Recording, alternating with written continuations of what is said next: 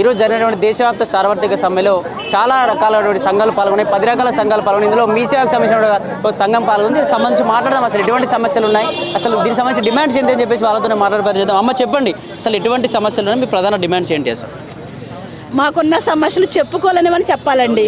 First of all ఒకటని మేము చెప్పుకోవడానికి లేదండి.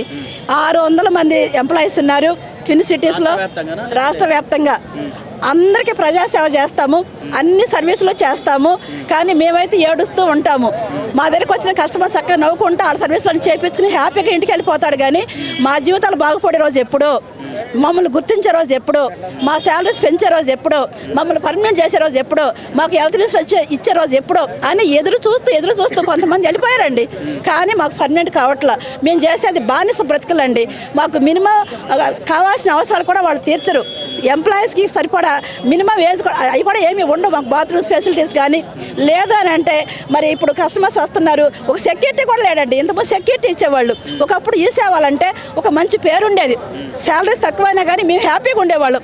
ఇప్పుడు ఒక ఎంప్లాయీ నలుగురు పని ఒక ఎంప్లాయీ చేసి తను రోగాల పాలైపోతుందండి. ముఖ్యంగా ఆపరేటర్స్ అండి, పాపం చెప్పుకోలేక చచ్చిపోతున్నారు. వాళ్ళు రోగాలతో నలిగిపోతున్నారు, ఎవరికి చెప్పుకోలేక. మరి ఉన్న వాళ్ళ కనీస సౌకర్యాలు కల్పించకుండా, మరి మమ్మల్ని గుర్తించకుండా ఏ సర్వీస్ అయినా కానీ మేము చేయాలి. ఎందుకు ఇస్తారని మేము అడగకూడదు. మా శాలరీస్ పెంచమని మేము అడగకూడదు.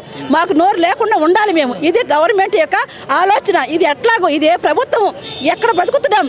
అడవిలో బ్రతుకుతున్నామా, సిటీలో బతుకుతున్నామా, ఉద్యోగాలు చేస్తున్నామా? 25 years మేము ఉద్యోగాలు చేస్తూ ఉంటే ఇప్పుడు కొత్తగా ఒక ఆఫర్ లెటర్ మాకు ఇచ్చి దీంట్లో 12 పేజీలు పెట్టేసేసి మెమోరాండం లాగా ఒక అపాయింట్మెంట్ లెటర్ అని 12 పేజీలు. మేమేమన్నా 2 లక్షల జీతం తీసుకుంటామా, లేకపోతే మాకేమైనా లక్షలు ఇస్తున్నారా? మాకు ఇచ్చేది ముష్టి 15,000 or 17,000 అంత శాలరీ మాకు ఇస్తూ ఎంత పెద్ద టావులు లెటర్లు మాకు ఇచ్చి ఇవన్నీ చదువుకుని మీకు ఓకే అనుకుంటే మీరు యాక్సెప్ట్ చేయండి, మిమ్మల్ని మేము పర్మనెంట్ చేస్తాము, మీ పర్ఫార్మెన్స్ నచ్చితే. ఇప్పుడు మరి ఇన్నో బట్టి మేము చేసింది ఏంటి, మాతో చేసుకున్న ఊడికి ఏంటి, అది ఇల్లీగలా లీగలా?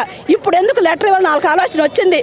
ఇప్పుడు మేము ఎక్కడికి పోవాలి, మేమేం చేయాలి, ఎటు దిక్కు తోచక మరి మాకు సాలీసాల జీతాలతో నలిగిపోతూ మరి ఉండి లేక తినక వస్తున్నారు. దీన్ని నమ్ముకుని 20 సంవత్సరాలుగా చేస్తున్నారు. ఈ కుటుంబాలు ఎక్కడికి వెళ్ళాలండి? వీళ్ళ పిల్లలు ఏమైపోవాలి? పిల్లలు ఎలా చదివించుకోవాలి? మరి అన్నీ పెరుగుతున్నాయి కాబట్టి పెరుగుతాయి ఈ సమాజంలో. మరి మాకు కూడా పెరగాలి కదండి, మాకు ఆశలు ఉంటాయి కదండి, మాకు కోరికలు ఉంటాయిగా. మరి మేము ఎవరిని అడగాలి? ప్రభుత్వం తీసుకెళ్లారా? మీ సమస్యను ఏం చెప్తాం? తీసుకెళ్తామండి, ప్రభుత్వం దగ్గర తీసుకెళ్తాము. వాళ్ళు చూస్తారు, అక్కడ పడేస్తారు. మేము చుట్టూ తిరుగుతాం, ఆఫీసు చుట్టూ తిరుగుతూ మా కాళ్ళు అరిగిపోయినాయి. మాకు బీపీ షుగర్లు కూడా వచ్చేసినాయి. 20 సంవత్సరాలు తిరుగుతూనే ఉన్నాం. ఏదో ఒక రోజు పర్మనెంట్ చేస్తారు ఖచ్చితంగా. రేవంత్ రెడ్డి ప్రభుత్వం వచ్చింది, కాంగ్రెస్ పరిపాలన చాలా బాగుంది. మేము చేసేది గవర్నమెంట్ సర్వీసులు. బ్యాంకర్స్ కంటే ఎక్కువ సర్వీసులు మేము చేస్తాం. బ్యాంక్ వాళ్ళు ఏసీలో కూర్చుంటారు, బ్యాంక్ వాళ్ళు టైం టు టైం వెళ్తారు. మాకు టైమింగ్స్ ఉండదు. కస్టమర్స్ తిట్లు తినాలి. ప్రతి కస్టమర్ వస్తాడు, బెదిరిస్తూ ఉంటారు. ఇప్పుడు మేము ఇస్తే మీరు బతుకుతున్నారు అంటారు.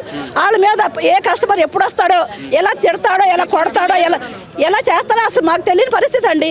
భయంతో బతుకుతున్నాం మేము, భయంతో ఉద్యోగాలు చేస్తున్నాం. మేము ముళ్ళ మీద ఉద్యోగాలు చేస్తున్నాము. చూసే వాళ్ళకి ముద్దుగులాగా కనిపిస్తాము. సపోర్ట్ టేబుల్ వేస్తారు, ఫ్యాన్ వేస్తారు. అమ్మాయి వాళ్ళకి పెద్ద శాలరీస్ ఇంకేముంది అనుకుంటారు. కానీ వాళ్ళు చూస్తున్నదంతా నిజం కాదు. ఆటపోట్ల జీవితం ఈ సేవ ఎంప్లాయీస్ జీవితాలు. అందుకోసం ఈ సేవ ఎంప్లాయీస్ ఎవరికి చెప్పుకోలేక మా బాధ వినట్లేదండి. వింటున్నారు, ఊరుకుంటున్నారు, చూస్తున్నారు. అరే కనీసం కమిషనర్కైనా లేకపోతే ప్రిన్సిపల్ సెక్రటరీకైనా పాపం ఇన్ని సంవత్సరాలకి వీళ్ళు డ్యూటీలు చేస్తున్నారు, వీళ్ళ పర్మనెంట్ చేద్దాము, వీళ్ళ జీవితాలకు వెలిగిద్దామన్న ఆలోచన ఎవరికి రావట్లేదండి. ఈ రకంగా నలిగిపోతున్నామండి. మేము ఎవరికి చెప్పుకోలేక సతమతం అయిపోయి సాలీసాల జీతాలతో బ్రతుకు దేవుడా అనుకుంటూ ఏ క్షణం ఏమవుతుందో తెలియకుండా, ఏ కస్టమర్తో ఏమనిపించుకోవాలో తెలియకుండా తిట్లు తింటూ. ఉద్యోగం అంటే తిట్లు తనండి. మా తెల్లారి పొద్దున్న ఒక కస్టమర్ వస్తాడు, ఆ సర్వీస్ లేదంటే ఊరుకోడు. ప్రతిసారి ఒక కస్టమర్తో కొట్టుకునే దాకా వచ్చారు మా దగ్గర. ఆపరేటర్ అని ఉండదు, ఒక మేనేజర్ అని ఉండదు. నువ్వేంటి మాకు చెప్పేది? ఏ మాట పడితే ఆ మాట మాట్లాడతారు. సెక్యూరిటీ ఉండదు. అన్ని పడుతూ అన్ని ఓర్చుకుంటూ సతమతం అయిపోతున్న జీవితాలు ఎవరి అయ్యా అంటే ఈ సేవ ఎంప్లాయీస్ మాత్రమే. ఇటువంటి పరిస్థితుల్లో మేము డ్యూటీలు చేస్తున్నప్పుడు మాకు పర్మనెంట్ కావాలి, మా జీతాలు పెంచాలి, మాకు గవర్నమెంట్కి వచ్చే సర్వీస్ ఆర్గనైజేషన్స్ ఏవైతే ఉన్నాయో అవన్నీ మా ఈ సేవ ఎంప్లాయీస్ కూడా రావాలని, మమ్మల్ని కూడా గుర్తించాలని, తగిన పనికి తగిన శాలరీ మాకు ఇవ్వాలని. ఎన్నో వచ్చినాయండి. ఇప్పుడు ఇంకోటి ఏంటి అంటే మాకు ఆఫర్ లెటర్లు ఇచ్చి ఇది మీరు సంతకం పెడితే దీంట్లో ఉండండి, లేకపోతే పర్మిషన్ చేస్తామంటున్నారు. ఇప్పుడు దాని మీద సంతకం పెట్టి దీంట్లో ఉండాలా? మేము ఎటు పోవాలి? మా పరిస్థితి ఏంటి? మాకు ఒక నుయ్యా గొయ్య చూపిస్తే రేవంత్ రెడ్డి దాని దూకమంటే దూకుతాం, అంతకని ఇంకేమీ లేదండి. దయచేసి మా తరపు నుంచి మా ఈ సేవ ఎంప్లాయీస్కి న్యాయం జరిగే వరకు పోరాడతాము, ఎక్కడికైనా వెళ్తాము. దీన్ని మీరు పబ్లిక్ కాదు ప్రభుత్వం తెలిసే వరకు మీరు తీసుకెళ్ళాలని మేము మనస్ఫూర్తిగా కోరుకుంటూ మిమ్మల్ని కూడా అభినందిస్తున్నాము. అవి మాకు కాదు, ప్రైవేటు మాకు సంబంధం లేదు. ఇప్పుడు మీరు అడిగారు ఈ సేవలో ఎక్కువ రుసుములు తీసుకుంటున్నారు అనేది. ఇప్పుడు మేమందరం ఇక్కడ వచ్చిన వాళ్ళందరం గవర్నమెంట్ మీ సేవలో పనిచేసే వాళ్ళము. దాదాపు మేము 500-600 మంది ఉన్నాము. తెలంగాణ మొత్తము ఈరోజు మేము ఇక్కడ తెలంగాణ మొత్తం మేము బంద్ చేసి ఈరోజు ఇక్కడికి వచ్చినాము.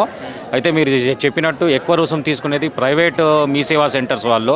ఇప్పుడు ఏంటంటే ఈరోజు ముఖ్యంగా మేము రావడానికి కారణం మా 3-4 డిమాండ్స్ ఉన్నాయి. ఫస్ట్ డిమాండ్ మాది ఏంటంటే మినిమం వేజెస్ ఇవ్వాలి అని చెప్పి, రెండో డిమాండ్ ఉద్యోగ భద్రత కల్పించాలని చెప్పి, మూడో డిమాండ్ ఏంటంటే ఇప్పుడు ప్రస్తుతం మా అందరికీ ఆఫర్ లెటర్ ఇచ్చిన మాట ఆల్రెడీ మీకు తెలిసినది. ఆఫర్ లెటర్ ఇవ్వడానికి కారణం ఏంటంటే ఉన్న గవర్నమెంట్ సెంటర్స్ అన్ని తీసేసి ప్రైవేటీకరణ చేయాలని చెప్పి మన ప్రిన్సిపల్ సెక్రటరీ గారు, అదేవిధంగా గవర్నమెంటు, అదేవిధంగా ఇప్పుడు ప్రజెంట్ ఉన్న కమిషనర్ గారు చూస్తున్నారు. ఇప్పుడు గతంలో ప్రిన్సిపల్ సెక్రటరీ జయేష్ రంజన్ గారు ఉన్నారు. అతనికి మేము చాలా సందర్భాల్లో మేము మా ప్రాబ్లమ్స్ చెప్పినాము. ఈరోజు ఈ ప్రైవేటీకరణ చేయడానికి కారణం మొత్తం ప్రిన్సిపల్ సెక్రటరీ జయేష్ రంజన్ గారే. ఆయన్నే మా కమిషనర్కి, ఇప్పుడున్న కమిషనర్కి ఏదో చెప్పిపోయినాడు. ఆ రోజు నుంచే ఈ ప్రాబ్లమ్స్ అన్నీ జరుగుతున్నాయి. మాకు జయేష్ రంజన్ ప్రిన్సిపల్ సెక్రటరీ గారి దగ్గర నుంచి ఎప్పుడు కూడా న్యాయం జరగలేదు. గతంలో ఇప్పుడు 25 ఏళ్ళ నుంచి మేము పనిచేసి ఉంటే 25 ఏళ్ళ నుంచి కూడా ప్రిన్సిపల్ సెక్రటరీ గారికి ఎన్నో సందర్భాల్లో లెటర్లు ఇవ్వడం జరిగింది. శాలరీస్ పెంచమని చెప్పి కానీ, అదే ఇన్సెంటివ్స్ కానీ, బోనస్ కానీ, ఇప్పుడు పబ్లిక్కి సంబంధించిన ప్రతి ఒక్క సర్వీసు మేము మా ద్వారాగానే జరుగుతుంది. ఉదాహరణకు 2-3 సర్వీసులు వరద బాధితులు అప్పుడు 1 కిలోమీటర్ 2 కిలోమీటర్ లైన్లతోని 4-5 పొద్దున 5 గంటల నుంచి రాత్రి 12 గంటల వరకు మేము సర్వీస్ చేసినాము. అదేవిధంగా రేషన్ కార్డులు, కొత్త రేషన్ కార్డులు, అది ఇప్పుడు డబల్ బెడ్రూమ్ సర్వీస్ కూడా మేమే చేసినాం. ఇంకా చాలా ఉన్నాయి సర్వీసులు చెప్పుకుంటూ పోతే. ప్రతి సర్వీసు పబ్లిక్కి మేము సాటిస్ఫైతో సర్వీస్ చేసినాం. వాళ్ళు మమ్మల్ని తిట్టినా చేసినా ప్రతిదీ మేము వాళ్ళు ఏమన్నా సరే మంచిగా మేము సర్వీస్ చేస్తున్నాము. కానీ మా ప్రిన్సిపల్ సెక్రటరీ గారు మాత్రం మమ్మల్ని పట్టించుకోవట్లేదు. మాకు న్యాయం చేయాలని చెప్పి మేము కోరుకుంటున్నాము. ఇప్పుడు న్యాయం చేయకపోతే ముందు ఇంకా భారీ ఎత్తున ఆందోళనకు దిగుతామని చెప్పి కూడా కోరుకుంటున్నాము. రేవంత్ అన్నకు ఒకటే విజ్ఞప్తి, రేవంత్ అన్న మేమందరం మీకు ఓటేసి గెలిపించినాము, మాకు న్యాయం చేయాలి. మీ సేవ ఎంప్లాయీస్ ఐక్యత.